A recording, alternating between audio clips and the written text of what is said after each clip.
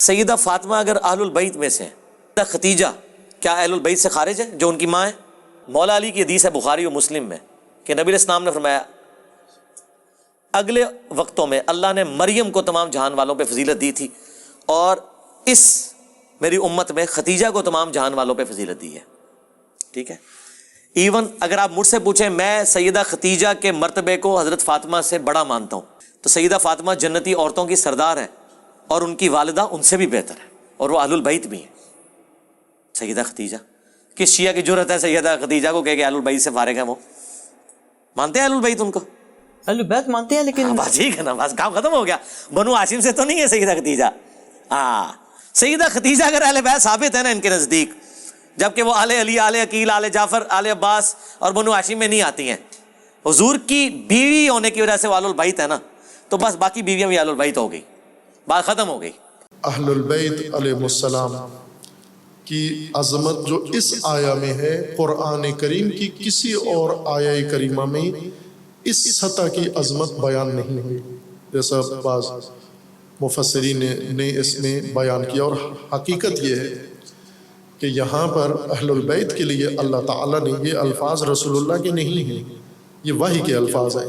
فَقُلْ تَعَالَوْا، اے نبی آپ انہیں کہیے، تعالو آئیے، ندعو بلاتے ہیں ہم، ابناءنا و ابناءکم، ہم اپنے بیٹوں کو آپ اپنے بیٹوں کو بلائیں، و نساءنا و نساءکم، ہم اپنی عورتوں کو آپ اپنی عورتوں کو بلائیں، و انفسنا و انفسکم، ہم اپنے نفوس کو بلاتے ہیں آپ اپنے نفوس کو بلائیں. خوب یہ عناوین ابناء، نساءنا، ابناءنا، نساءنا و انفسنا اہل البیت علیہ السلام کے متعلق ہیں. انفسنا یعنی یہ مسلمات میں سے ہے. اہل سنت کے ہاں بھی یہ متواتر روایات کے ذریعے ثابت ہے، شیعہ تمام حدیث کی کتابوں میں ثابت ہے کہ رسول اللہ صلی اللہ علیہ وآلہ وسلم جب نصارہ نجران کے سامنے گئے اس چیلنج کے بعد، جو دن مقرر کیا تھا، وقت مقرر کیا تھا، اس وقت میں سب منتظر تھے. اہل سنت کے بعض کتابوں کے اندر ہے کہ 2 وقت رسول اللہ کے صحابہ پر بہت تشویش اور اضطراب والے گزرے ہیں. ایک جب رسول اللہ نے فرمایا تھا کہ میں کل خیبر میں جھنڈا اس کو دوں گا جو قرار ہوگا، فرار نہیں ہوگا، اور جس سے اللہ راضی ہوگا اور جو اللہ سے راضی ہے، جس سے رسول راضی ہے اور جو رسول سے راضی ہے.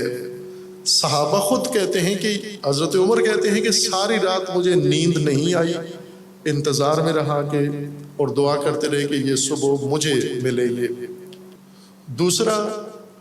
دوسری بات یہ ہے کہ جب یہ نصارہ نجران آئے، ہم سب وہاں موجود تھے. آیت اتری کہ مباہلہ کریں، اور رسول اللہ نے وہ آیت پڑھ کے سنائی کہ کل ان کے بیٹے اور ہمارے بیٹے، ان کی عورتیں اور ہماری عورتیں، اور ان کے نفوس اور ہمارے نفوس آئیں گے اور مباہلہ کریں گے. تو وہ رات بھی ہم سب نے بے قراری میں گزاری کہ کل رسول اللہ کس کو لے کے جائیں گے. رسول اللہ کی اس وقت رسول اللہ کی، چونکہ یہ یا 9 ہجری کا واقعہ ہے یا 10 ہجری کا واقعہ ہے، اور 9 ہجری بھی اور 10 ہجری بھی رسول اللہ کی ازواج کتنی تھیں؟ رسول اللہ کی 9 ازواج اس وقت تھیں. تو ظاہر ہے جب رسول اللہ نے فرمایا نساءنا و نساءکم، تو ادھر تو کنفرم تھا کہ نساء النبی میں تو ازواج ہی شمار ہوتی ہیں. اب ابنا میں کون جائے گا؟